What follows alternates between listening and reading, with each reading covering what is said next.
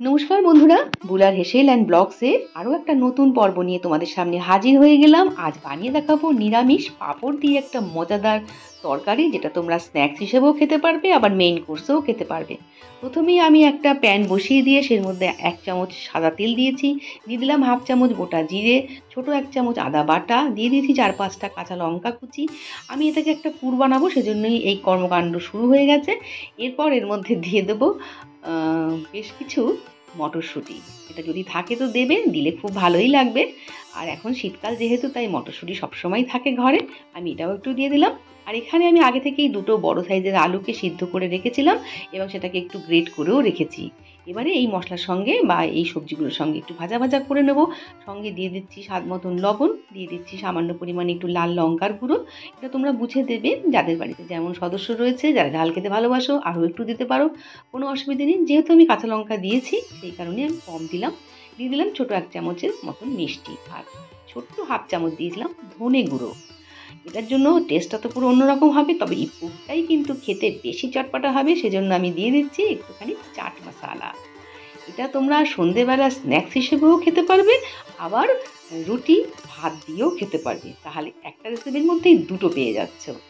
দিয়ে দিলাম এখানে প্রায় 50 থেকে 60 গ্রাম মতন পনির ছিল, সেটাকে আমি ছোটো ছোটো টুকরো করে দিয়ে দিয়েছি। তবে যাদের কাছে পনির নেই, সেটা না দিলেও চলবে, শুধু আলু আলু দিয়েও কিন্তু এই পুরটা অসম্ভব খেতে ভালো লাগবে। পনিরটা ছিল বলেই আমি দিয়েছি। আর দিয়ে দিলাম সামান্য পরিমাণে একটু ধনেপাতা কুচি, বেশ সুন্দর করে একটু ভাজা ভাজা করে নেব 3 থেকে 4 মিনিট মতন মাঝারি আঁচে রেখে। দেখতেই পেলে কতটুকু কম তেলে আমি এই পুরটা বানালাম। তারপর এর মধ্যে একটা মশলা দেবো, যেটার জন্য এটা স্বাদ হয়ে যাবে আরও দুর্দান্ত।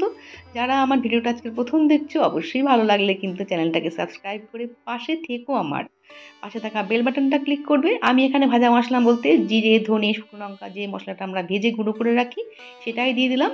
এবারে ওটাকে নামিয়ে ঠান্ডা করে নিতে হবে। তারপরেই চলে যাব মেইন প্রসেসে। এই পুরটা খেতেই তো একেবারে অসাধারণ। এজন্য আমি এখানে নিয়েছি একটু বড় সাইজের যে পাঁপড়গুলো হয়, সেই পাঁপড় আমি 2 অর্ধেক করে নিয়েছি। এরপর এই পাঁপড়গুলোকে একটু জলের মধ্যে ভালো করে ভিজিয়ে নেব, মানে কয়েক সেকেন্ড মাত্র, খুব বেশি সময় চুবিয়ে রাখবে না, একটুখানি উল্টে পাল্টে নিলেই কিন্তু হয়ে যাবে। এবার একটা থালার মধ্যে পাঁপড়টাকে বিছিয়ে তার মধ্যে এই ঠান্ডা করে রাখা পুরটা বসিয়ে দেবো। তারপর আর কিছুই নয়, এটাকে শুধু ফোল্ড করতে হবে। সেজন্য একটা ব্যাটারও কিন্তু আমি বানিয়ে নিয়েছি। এখানে আমি 1 চামচ মতন একটু কর্নফ্লাওয়ার জল দিয়ে গুলে রেখেছি। হাতের কাছে ময়দা, কর্নফ্লাওয়ার যা পাবে তাই একটু গুলে রেখে দেবে। যদি লাগাতে হয় তাহলেই লাগাবো, না হলে কোনো দরকার নেই। সেফটির জন্য আমি কিন্তু এইভাবে একটু লাগিয়ে দিয়ে পাঁপড়টাকে সুন্দর করে মুড়ে দিয়েছি, পুরটা যাতে বেরিয়ে না যায় সেই কারণে।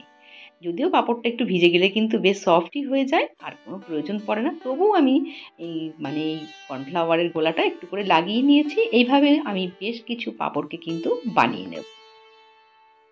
এটা সন্ধেবেলায় অতিথি আপ্যায়নেও কিন্তু অতিথিরা অবাক হয়ে যাবে। ওপরটা মুচমুচে আর ভেতরটা নরম, এত সুন্দর খেতে যে কি বলবো, মনে হবে শুধু এগুলোই খেয়ে যাই। এইভাবে আমি বেশ কিছু কিন্তু বানিয়ে নিয়েছি, তোমাদের সঙ্গে আমি এই দুটো বানিয়ে দেখিয়ে দিলাম। এরকমভাবে র্যাপ করে নিতে হবে। এখানে যে কটা হয়েছে, চলো এবার ভেজে ফেলি। সেজন্য আমি সাদা তেল আগেই গরম বসিয়ে দিয়েছি। বেশি হাই হিট কিন্তু করিনি, মাঝারি আঁচে রেখেই আমি এটাকে ভাজবো। নাহলে ওপরটা একদম ঝটপট পুড়ে যাবে। যদিও এটা ভাজতে কিন্তু একেবারেই কম সময় লাগবে। তোমরা যদি পুরটা বানিয়ে আগে রেখে দাও, মানে সন্ধেবেলা তারপরে এটাকে ভিজিয়ে, পাঁপড়টাকে ভিজিয়ে বানাও, তাহলে কিন্তু চটপট হয়ে যাবে। এটা একেবারে সন্ধেবেলা স্ন্যাক্সের জন্য আদর্শ একটা রেসিপি হয়ে গেল। এইভাবে আমি সবগুলোকেই ভেজে তুলে নিয়েছি। সসের সঙ্গে খেতে কিন্তু দারুণ লাগবে। তারপরে চলে এলাম, আমি ওই তেলের মধ্যেই আমি সামান্য পরিমাণে একটুখানি কসুরি মেথি দিয়েছি, 1 চামচ আদা বাটা দিয়েছি, আর 4-5টা কাঁচা লঙ্কা কুচিও দিয়ে দিলাম, স্বাদ মতন লবণ দিয়ে দিচ্ছি।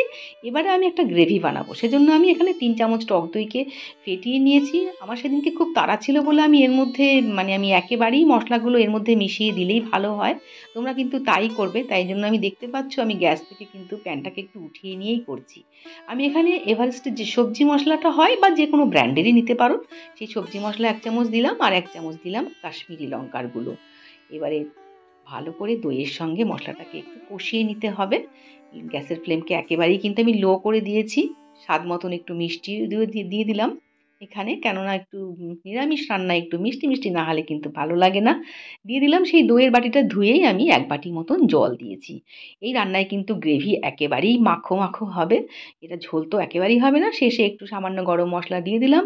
তৈরি হয়ে গেল আমার ৩-৪ মিনিটের মধ্যেই গ্রেভি। এবারে এই ভেজে রাখা পাঁপড়ের রোলগুলোর মধ্যে শুধু গ্রেভিটা ঢেলে দিতে হবে এবং এটা গরম, গরমই খেতে হবে। এটা মানে রেখে দিলে কিন্তু জিনিসটা নরম হয়ে যাবে। খেতে ভালো লাগবে না। এই রেসিপিটা দেখে তোমাদের কেমন লাগলো জানাতে কিন্তু ভুলে যেও না। অবশ্যই লাইক, কমেন্ট আর শেয়ার করে আমার পাশেই থেকো। আর ভালো লাগলে অবশ্যই চ্যানেলটাকে সাবস্ক্রাইব করো। যারা এখনো আমার বন্ধু হয়ে উঠতে পারোনি তাদের জন্যই বলা। এবারে ঢেলে দিলাম, ওপর থেকে সামান্য ধনেপাতা কুচি ছড়িয়ে সার্ভ করে ফেলো গরম, গরম। আর এটা বারবার বলছি রেখে কিন্তু খাওয়া যাবে না। মানে রাখলেই পাঁপড়টা নরম হয়ে যাবে, তাই টেস্টটাও একটু অন্যরকম হয়ে যাবে। আবার দেখা হবে নতুন কোনো রেসিপি নিয়ে। ততদিন সবাই ভালো থেকো, সাবধানে থেকো। ধন্যবাদ।